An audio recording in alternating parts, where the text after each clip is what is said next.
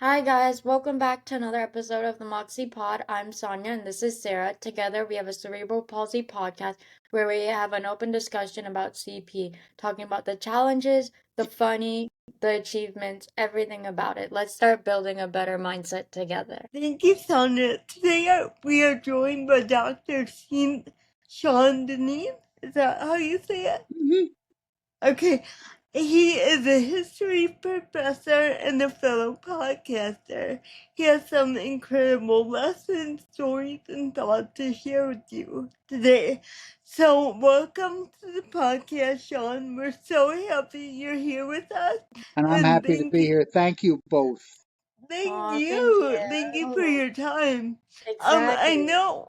I know you're more than just a professor. You do volunteer work and you have been working on your dissertation. So can you introduce yourself and let us know more about your goals and interests? Okay, well, as you said, Sarah, I'm a history professor at Kane University in Union, New Jersey, where my bachelor's and master's are from, and I have a doctorate from Drew University in, it's called a D-Lit. It's basically a fancy PhD, and my dissertation topic was on disability inclusion during the Cold War.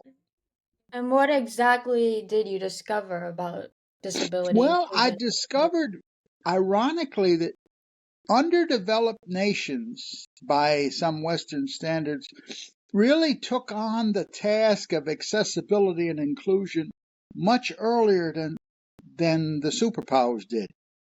Wow, that's like opposite of what you'd expect.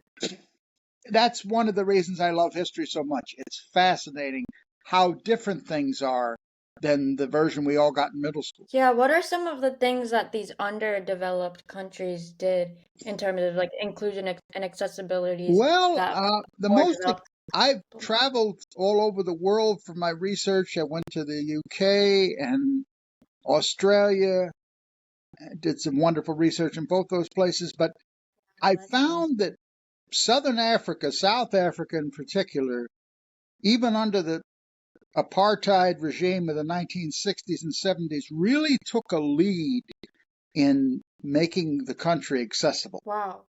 What did they do? Well, the prime minister at that time had a niece who had had one of the last cases of polio prior to the Salk and Sabin vaccines, and he realized that she couldn't manage much in the world without more accessibility. So he got the business community together, basically said, look, I want to make this a national project. I'm going to give you a blank check.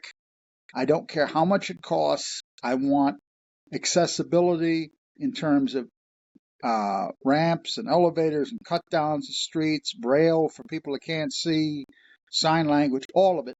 And I also want what we'd call in this country an affirmative action program to see that people weren't left living on benefits and charity, but were able to earn a living. Isn't it kind of interesting that he was inspired by someone he knew with a disability as opposed to just trying to make it a cause? Yeah, I found that in my own experience, if you could personalize something. I mean, Mm-hmm. I know we should think in moral broad principles, but Mm-hmm. if a person has someone they care about struggling, Mm-hmm. the best example of that in Revolutionary War history is George Washington's dog keeper, a man called Harry Washington, who fled the Mount Vernon plantation, joined up with the British, fought on their side, and became later on a judge in Canada. And when the war ended, Washington met up with him, apologized for enslaving him, shook hands, gave him money for his journey. And he was the only slaveholding president who ever freed his own slaves. So I think seeing this man that he had seen as just a servant accomplish great things put the light bulb over his head. Yeah, that speaks volumes to where we are right now and the kind of situation we're in, where it's kind of like you're all for yourself right now. It's not based on we need to help others. It's more what can I do for myself.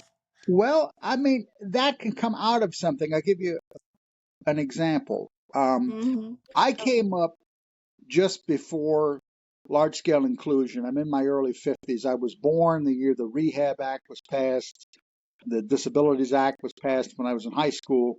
And I Do you want to go started out, more in depth to what that is, and then you can continue with your example? oh, I'm sorry. The Rehab Act created Public Law 504, the least restrictive environment for education.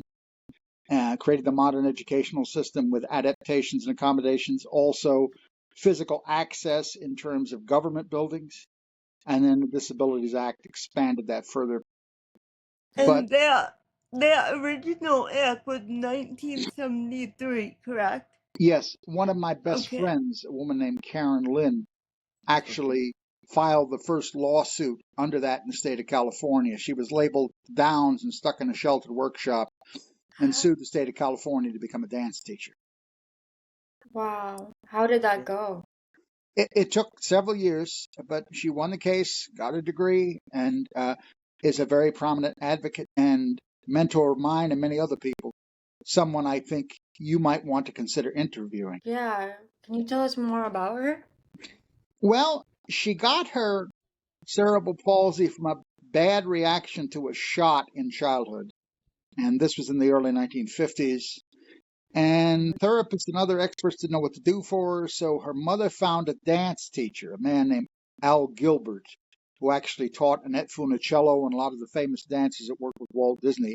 And Mr. Gilbert had the idea that dance could be used for rehab. And nobody was thinking this way in the 50s at Yeah, all. that's a good idea. But it worked brilliantly. And Uh, Yeah, that, Karen You passed that along to the rest of the world.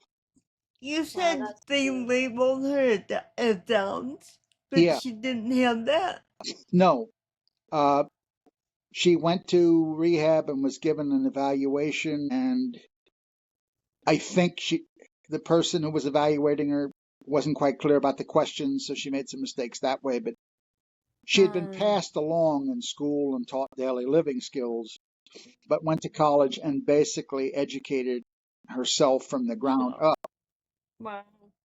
That's Wow, pretty she's impressive. awesome to go through that. And then now, so she's a dance instructor.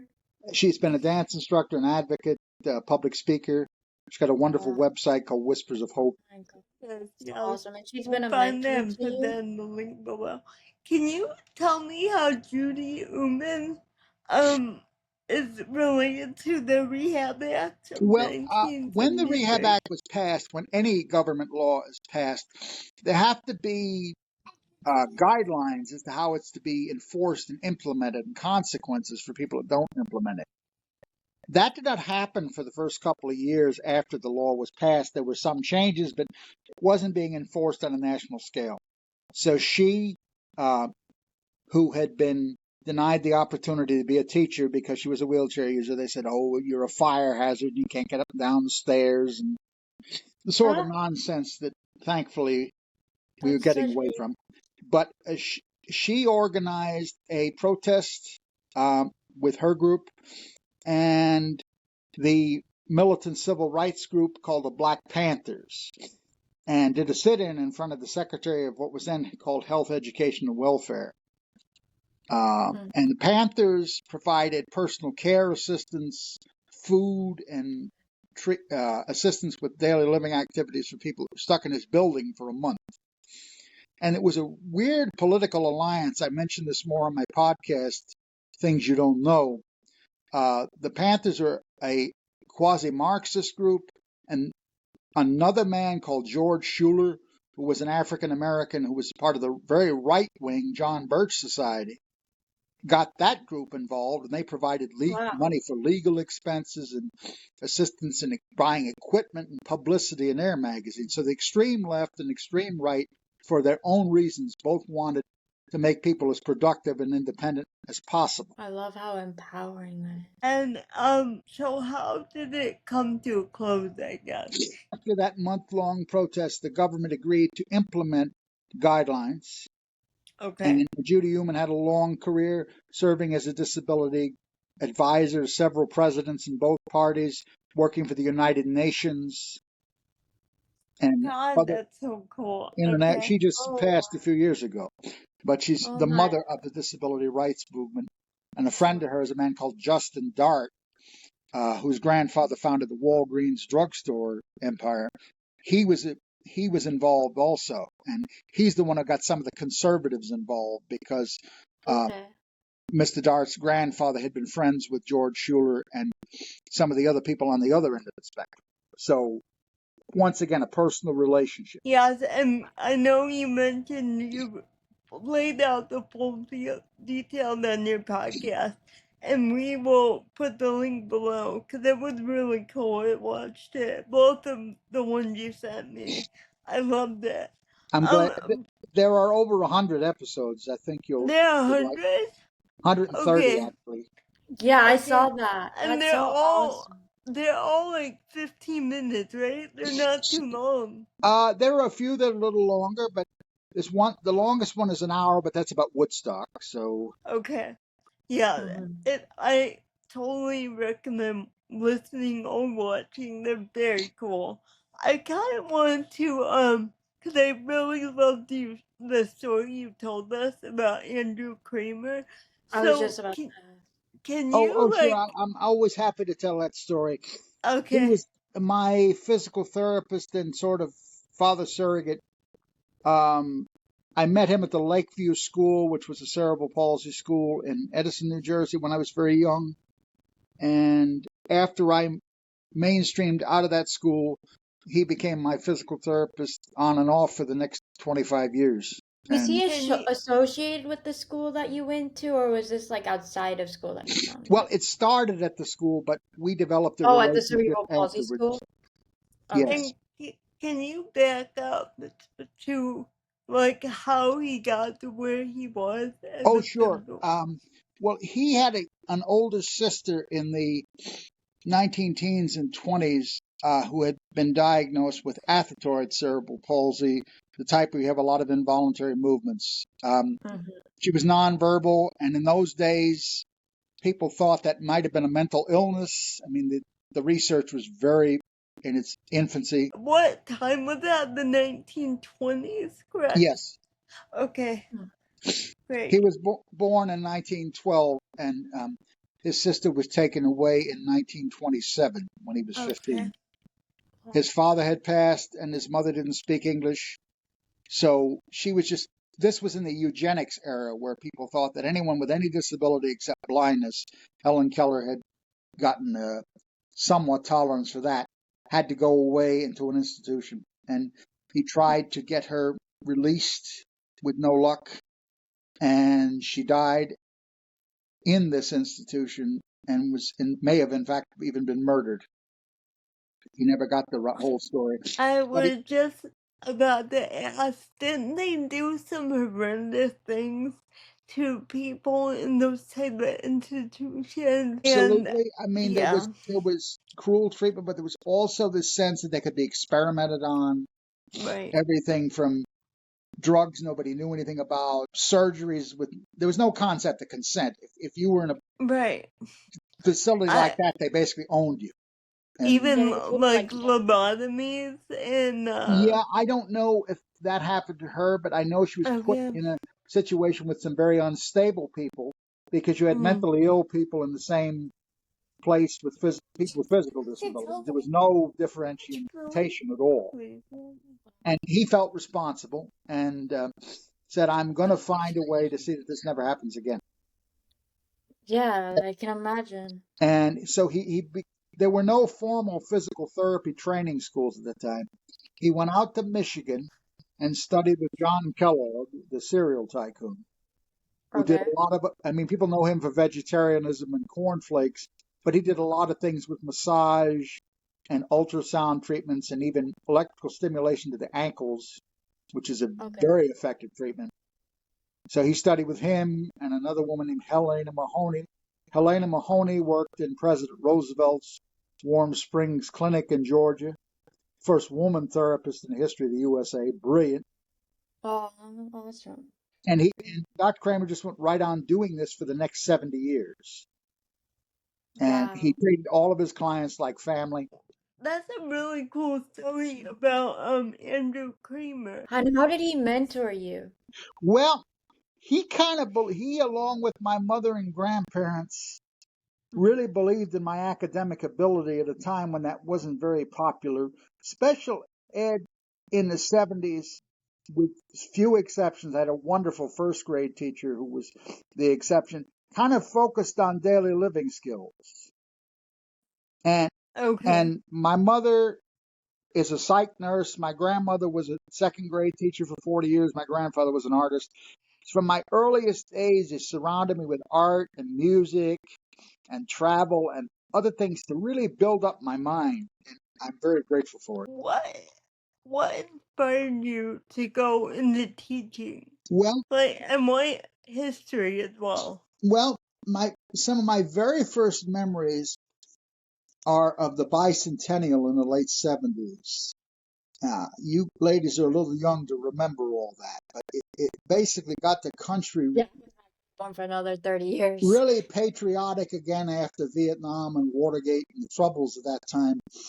And my grandfather had a collection of old records back before the CDs of Revolutionary and Civil War songs, and I just lapped it up. Wow.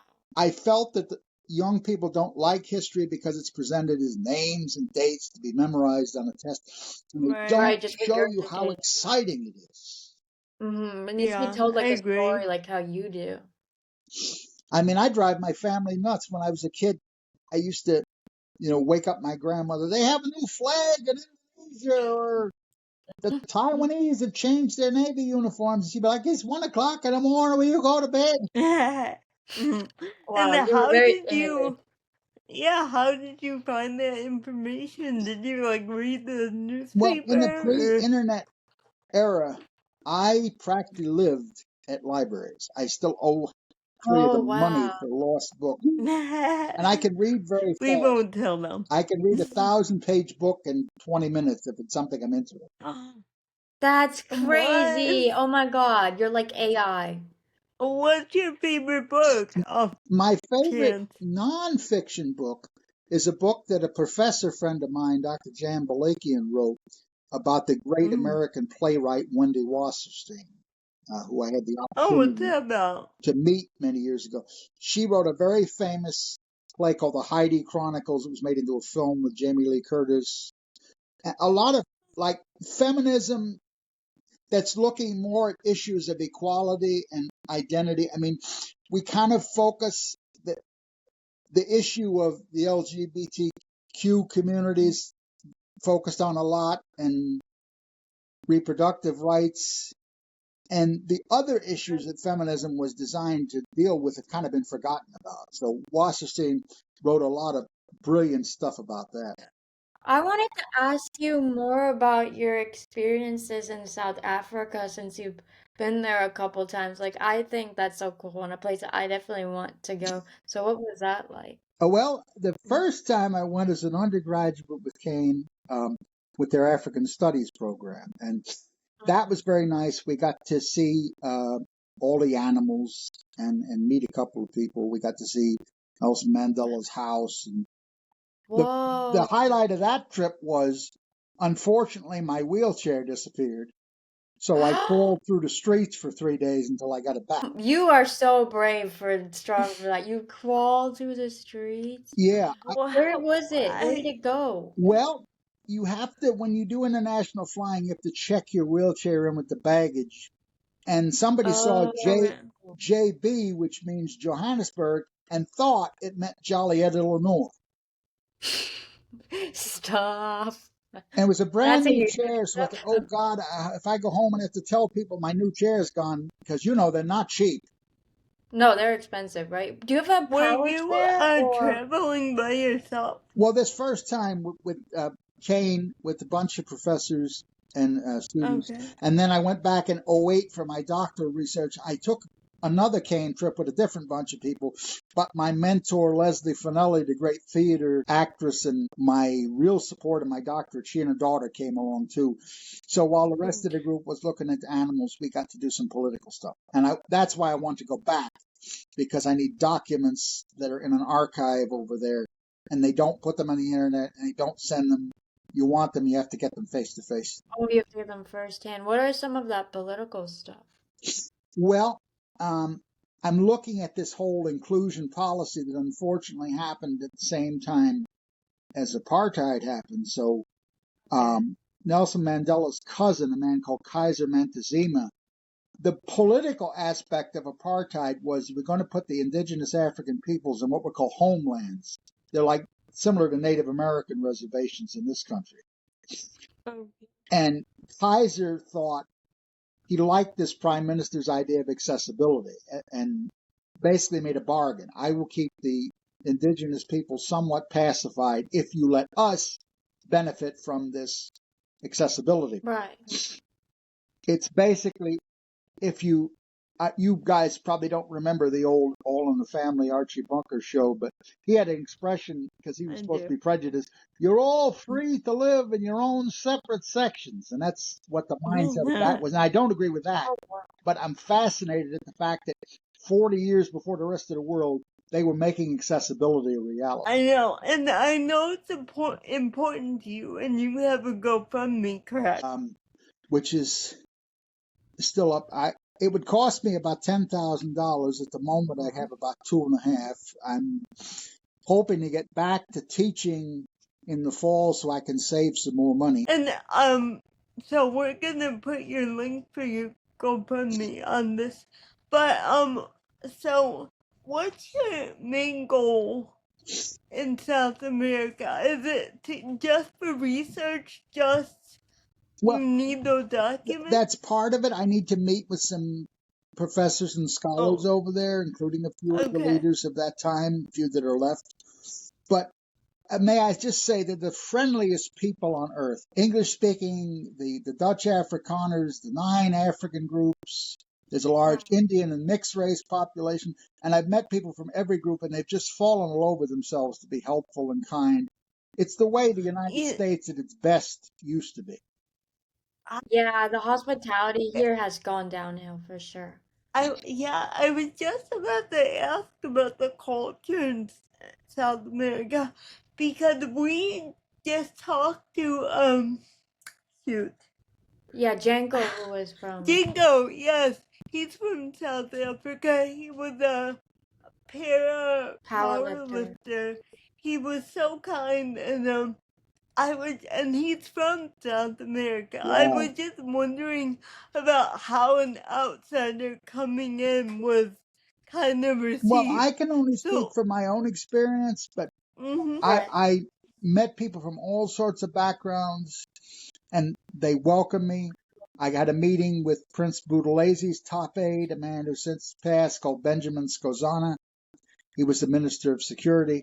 And I must tell a funny story about that. Being part of both the Dutch and British empires, South Africans like tea because both of those countries are big into that. So he gave us some tea one morning, and foolish me, I'd only had iced tea being an American. So I thought that instead of letting the tea bag dissolve into the hot water, you had to open it and then add the hot water.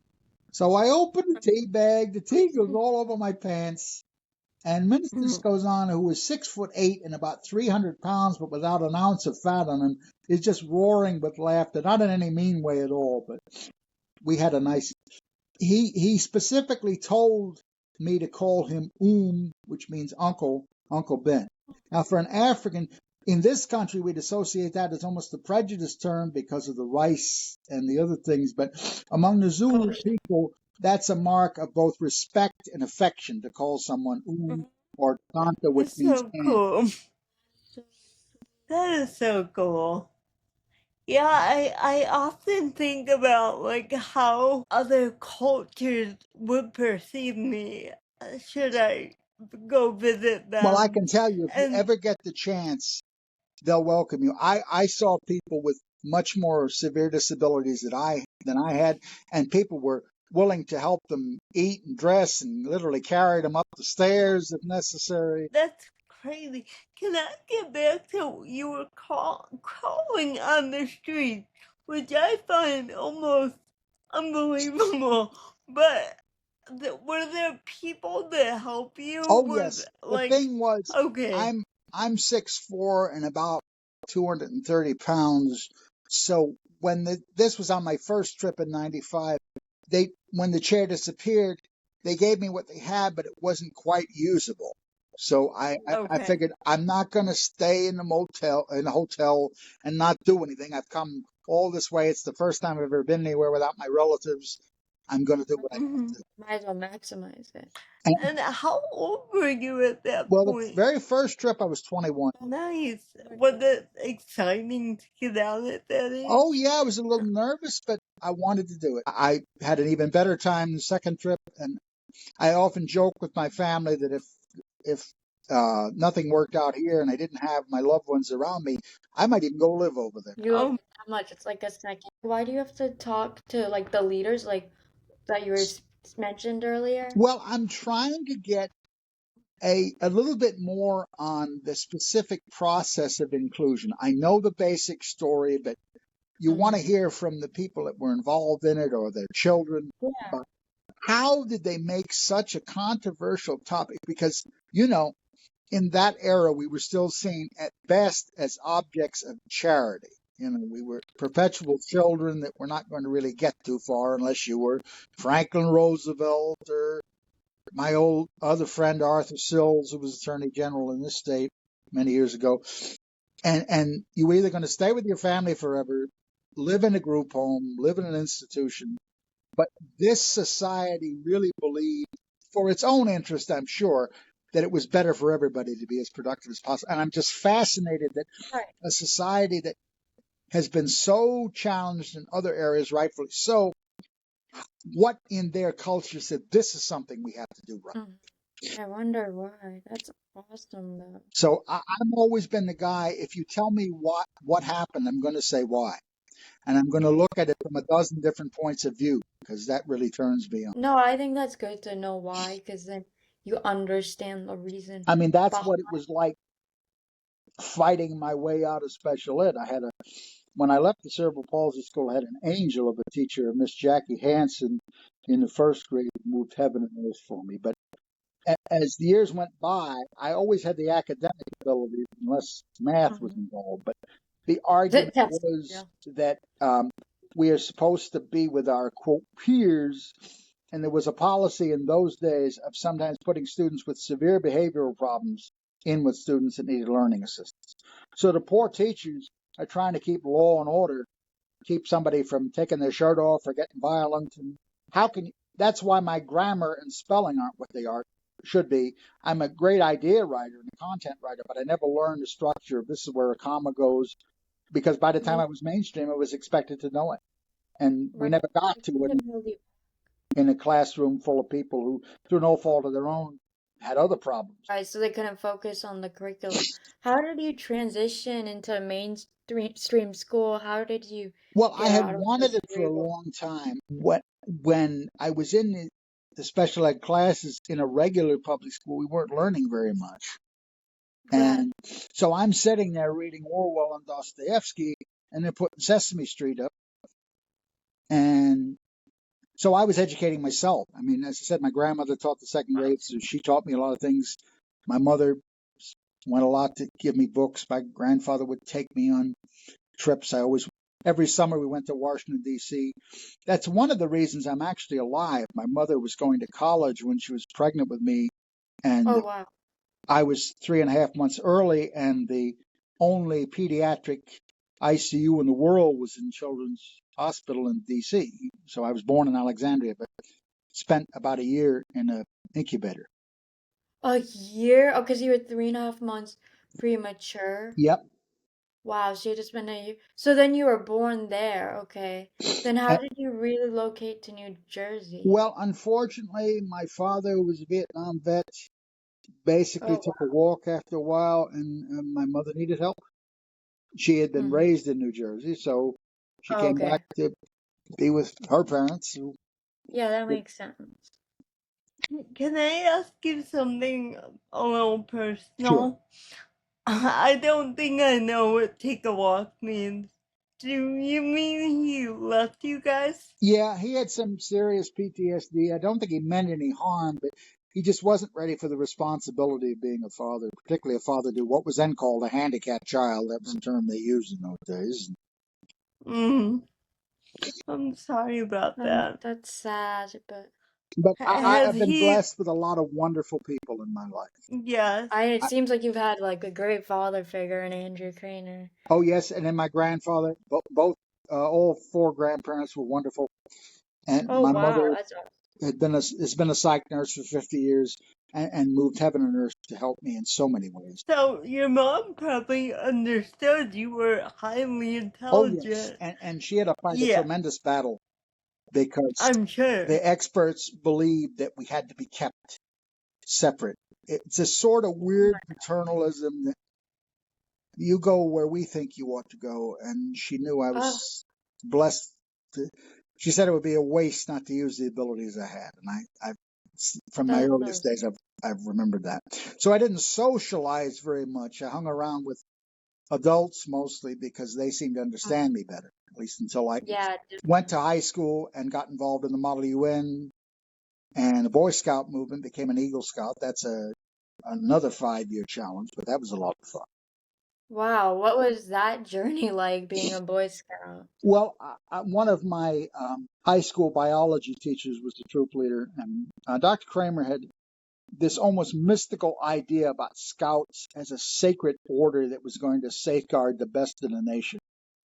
Mm-hmm. And so I got involved with the troop through that gentleman over in Metuchen and went on camping trips and went to summer camps and earned merit badges. And you have to do an Eagle project when you get to that level.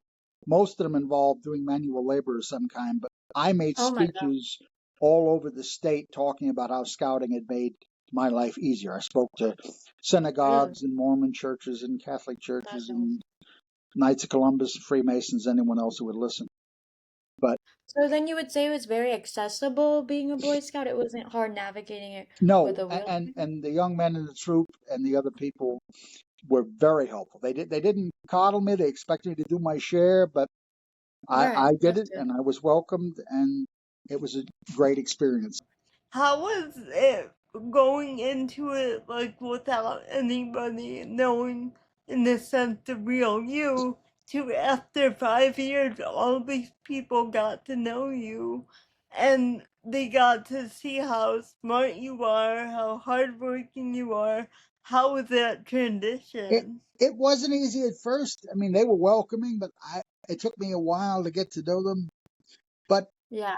it was wonderful. Just as everything else, my doctorate, my work with the Paper Mill Playhouse, my Oh mentor. yeah, can we talk about that Sure. for a bit? Um, Is that the one with the people who had severe autism? Autism and other disabilities. Yeah, it's called Theater Okay. for Everyone. My mentor, Leslie Finelli, who's since retired to Florida, who went on my Australian and my second South African trip. She was asked to start it some years ago, and we did it first with her and then with another lady by the name of Mary Guzmandi for many years. And theater was used to promote communication, cooperation, self-esteem, identity, and having fun. Because a lot of these kids were on the autism spectrum or had Downs, but we had people without disabilities as well, and we did That's sign good then. language, singing, and role-playing games. It wasn't so much about memorizing lines for a script, but developing your sense of self and developing an understanding of the world around you. Right, I mean, almost like maybe creating a sense of belonging as well. Yes, many of the young people came with their parents or other adults in their life, and they were able to use the skills they got in our program to communicate with their parents Oh, and that's loved ones better, great. with either through augmentatives or sign language or voice sometimes, but it made them feel proud of themselves, took them out Right, like of they are capable. their immediate concern, as C.S. Lewis said. Right. And so were you like a volunteer here or Yeah. I started doing that. I've done some paid work as well. The no? program transitioned to Zoom during COVID. Okay, We stopped right. it altogether a year or so ago, but we're trying to see if it can be revived, and I would really hope so. I'm also Yeah, a that's playwright. I'm in the process of recording a play that I originally developed with a disability theater group that's no longer in existence.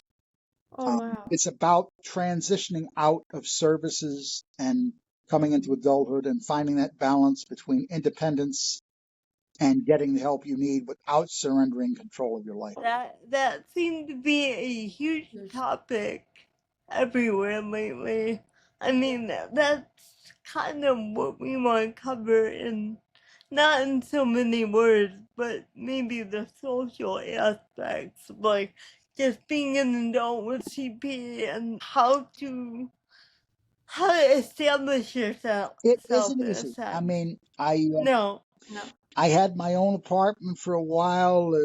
Finances didn't let me keep that because adjuncts don't make very much, but I like the Right. experience. But uh, there's still, it's well meant, but there's still this sort of paternalism among some people in the helping professions. They mean well, but they're determined to micromanage our lives, and I really don't want that. Right, like we want more control of our lives. Like I get that we need help, but at the same time we Well, deserve the there's too autonomy. much. This is what's available. Take it or leave it. It ought to be, what do you want to do, and how can I help? Yes, There's that's an how it old should. African saying that I love. It goes, I'm going to be me as I am, and you can jail or even kill me. I will not be what you think I ought to be. Wow, I love how confident and how independent that is. So what was do you want to talk more about like what is your experience like transitioning into adulthood as you wean off the services that you're provided when you're younger? Well, I kind of made, to a certain extent, and not everybody's got this opportunity, and I'm not saying it's any better, but I kind of stayed out of the system in a lot of ways. I have a physician, for example, that I pay cash, and she's Oh, been very wow. generous in waiting when I didn't have it, because there's a lot of pressure in I mean, Medicaid and other insurances are wonderful, but their their help sometimes comes with a price. Yeah. You know, I really don't want to hear that if you just gave up soda, you'd be perfectly fine. Now, is that the Mm-hmm. healthiest thing in the world? No, it isn't. But for pity's It's sake, not gonna we solve must your have a problem. little joy in our lives. And I agree. It's like you can't, yeah, you want to be healthy, right? And be careful what you're consuming and build good habits, but you can't do that at the cost of enjoyment. What life are you living if you're not having fun? and I just, and there's a stereotype that there is some sort of imposed outside solution, whether it's a diet, surgery, therapeutic techniques, medication, whatever, all of which can be wonderful, but they are not Hmm. going to make the problem go away. As Dr. Kramer said, you cure meat, you cannot cure people. People think of That, it like you have a bad set of tonsils, you get an operation, you're in pain for a few days, and everything's perfect. That's not true. no. And I've been very lucky. I'm like I said, even years ago, trying to get funding, I went to Voc Rehab, I went to United Cerebral Palsy, and they wished me luck, but they weren't going to get involved in these things. Yeah, they're kind of like, oh, well, good, do the best you can. Just send their sympathies and you're on your way. Yeah, and I mean, I had to I've had to change some of that thinking because I really need to get full-time employment, which is why I need to get this dissertation expanded and published. My mother's Yeah. going to be retiring very soon. I have two siblings with their own disabilities who Mhm. can help, but they can't support the whole household, and nor should they. Yeah, find So effort. if I'm going to earn the kind of, I don't want to be a millionaire tomorrow, but I want to be able to earn a living and Right, know that live I comfort. can get a book now and then without the world coming. That kind of one, like, that gives me a chance to segue into something we were talking about in our meeting, which is about government assistance and what that means in terms of how it can support you. And you had some great ideas about that. Can you kind of expand on what you were saying? Well, I mean, benefits are helpful. I do get some money through SSDI when I'm not working, but it's not meant to replace an income. And Right. I really, one of the reasons my doctorate took so long is because people assumed that Voc Rehab, United Cerebral Palsy, uh, whomever was going to write me a blank check, and they don't do that. And I said that No. 150 No. times, and people don't hear what they don't want to hear. Of Mm-hmm. course. And I mean, I think there used to be a theory in the African American community in the struggle years of the 30s and 40s called a talented tenth. What it meant was that people like you and I who are can be leaders, not in the sense of telling other people what to do, but our abilities and our talents need to be nurtured. I mean, a telethon will raise money for medical research that will mostly go into a doctor's pocket. And if something Right. happens, wonderful. But I'd like to see artists, physicians with disabilities, people like me, educators. We ought to be getting the help because we can try to be of help not only to ourselves and our loved ones, but to the larger community. Right. And I think we all need a purpose in this life.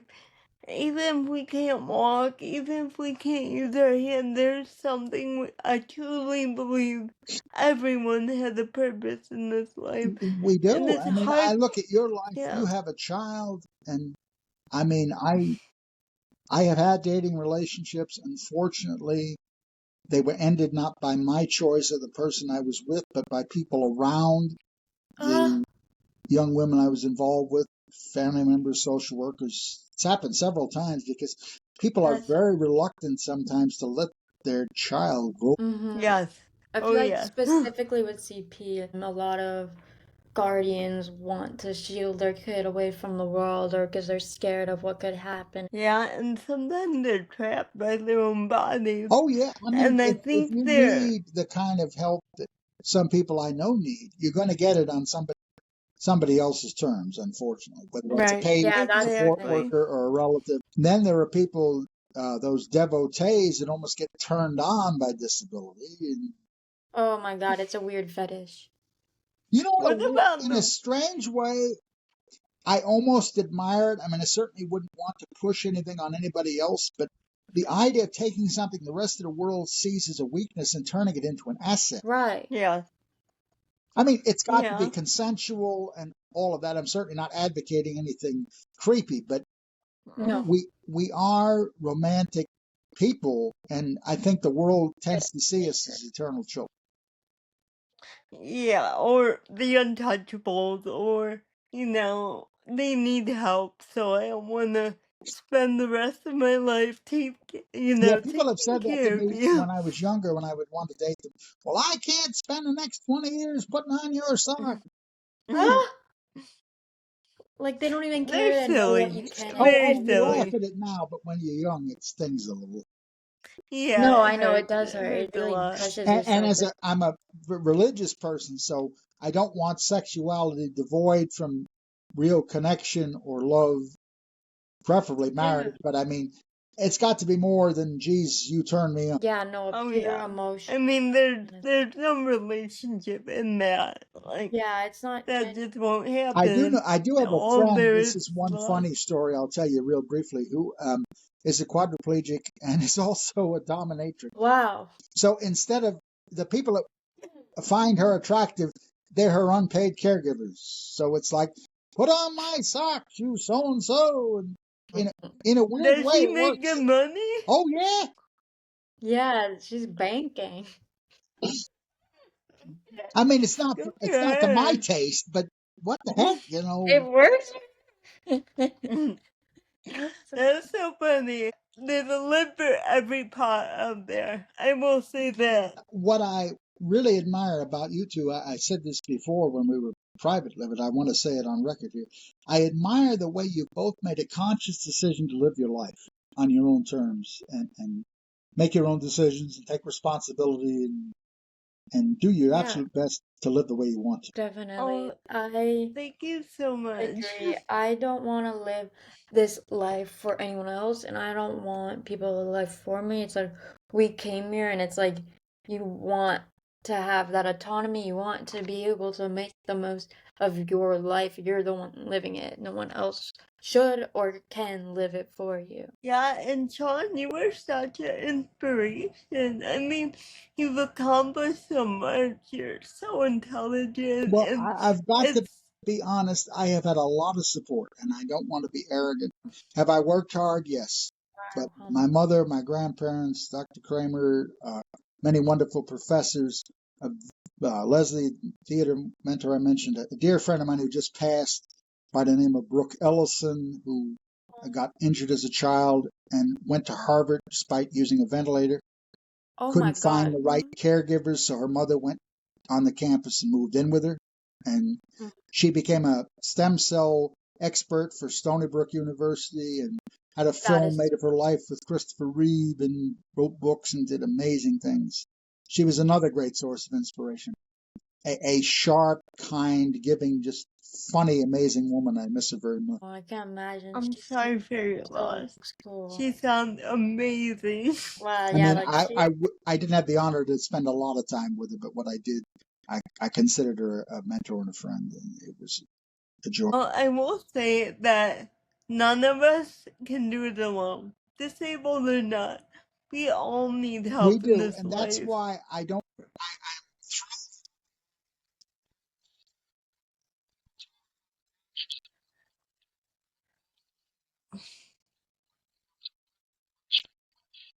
yeah. Other me No, if there you needs to be. Yeah, there. help giving you a speech about you're perfectly capable of doing that yourself doesn't solve anything. No, it's being disabled. It's definitely not black and white. It's a great big gray area that, we didn't get a book on how to live this life as a disabled No, No, there's person. no manual. the And general public, as I've said, unfortunately, has this little dream world. Well, doesn't the government give you 20,000 a month to live in, help and transportation or anything else you want? No, they don't. No, they give us pennies. we're not tiptoeing the daisies here. We are struggling. Is there any really cool stories you want to tell, or your favorite history story, Okay, or anything like that? I will tell you a really fascinating story. I like to go out to malls, particularly if they have a bookstore. Yeah. Okay. This is about 5 years ago when I was down at the mall and decided while I was there to go have dinner. And I'm sitting in this, waiting to be seated in this little restaurant in the mall. Someone comes up to me. Are you people allowed out this time of Oh night? my God, like as if you're an animal. Now, I find that getting angry is often misinterpreted as tantrum throwing. It's not taken seriously. I'm sure both of you have had that experience. Oh, you're just having a bad Yeah, day. And they totally ignore what you're really concerned about. Right. literally. So what I do in situations like that is get a little sarcastic. Humor So is power. I said, well, ma'am, I took a shower this morning and that's my reward. And my keeper said I could go out and have dinner with you all tonight. They never know how to respond to No, and this. anybody with you is automatically hired help. So they say things like, what is she allowed to have? Or put him over Right. there. And you know what? They don't talk to you directly. Oh, They I talk hate that. to you. I cannot stand that. I get so bitchy, but I really can't take it. No, I'm me like, what? neither. Can you not? I'm right here. Yeah, Just Yeah, or like they talk to I you like can a please. child, understand you. with very simple language and very exaggerated pronunciations and so on. Oh my I God, know. yes. But I've may I say, I've really enjoyed this, and I don't want anyone to get the wrong impression. Have I struggled? Yes, but in many ways, my life has been absolutely wonderful, and Oh yes, wow, of you're I so course. hope positive. that, if I may say so, I hope we have a chance to interact again. I'd love to come back and talk some more about different things. Oh, we would. I love history. It's one of my favorite things. So we would love to have you back. Talk about whatever you Okay, feel so fit. just very quickly, if anybody's interested in the podcast, it's things you don't know 4 0275, and that's on YouTube. And who narrates it? Oh, Because is it you? yes, I'm on there, but also another friend of mine, a gentleman named Dr. William Weaver, who's a retired psychologist, who was a friend of my mother's when I was very young, and we reconnected a few years ago. And about in late 2001, 21, we decided to start this podcast. And it is really cool. Do you guys get together and kind of talk about what you're gonna Well, do on the we do next that through episode? Zoom or through the phone because I'm in New Jersey and Okay. he's in Ohio. But Oh, cool. That makes uh, sense. That's really cool that you can connect, yeah, we though, have even though everything from the things that you listen to about the Revolutionary War and about Dr. Kramer's work to history of soft drinks. We just finished a 2-part series on cats that'll be going up later on tomorrow. you publish every week We or try to. whenever. Okay. It takes about a week to 10 days. We come up with a topic, we make notes, we record the podcast. Because of my spasticity, I find the editing problem very difficult. So Dr. Weaver So do I. does a lot of So, editing with editing the content and finding photographs and other things to reinforce what we're talking about. And let me also give you Karen Lynn, my dance instructor friend. Her website is called whispersofhope.org, and we'll tell her story. I strongly advise you to get her on. Because No, I would well, love to we talk will to her. We have to reach contact out her to for her. sure. I sent you her contact information the other day. I saw that. Thank Great. you. Oh, real quickly, the gentleman who played Oscar the Grouch on Sesame Street, Carol Spinney, he had cerebral palsy also. And he voiced him? Yes, and even did some of the puppeteering. Oh, Wow, very that's He cool. so got cool. I the wish it was more publicized. Yeah, he got the voice from, he was going to meet Jim Henson in the 70s, and he got in a cab, and the cab driver says, "Where to, Mac? I'm having a really rotten day." So that's when he hit the slogan where Oscar at the end, go back in the trash can, "I'm having a rotten day." That's such a cool story. Oh my God, you could be a voice actor. Thank you so much. We want to be the voice for the CP community, offering our experiences, insight, and advice. We want to help anyone feeling alone. We are your CP friends. Hopefully, along the way, we can change the narrative on CP one episode at a time. Yes, And we want to thank you, Sean. Thank you so Thank much you for so much. talking to it's us our today. pleasure to quote the great Wendy Wasserstein. Our task is to rise and continue. In other words, keep going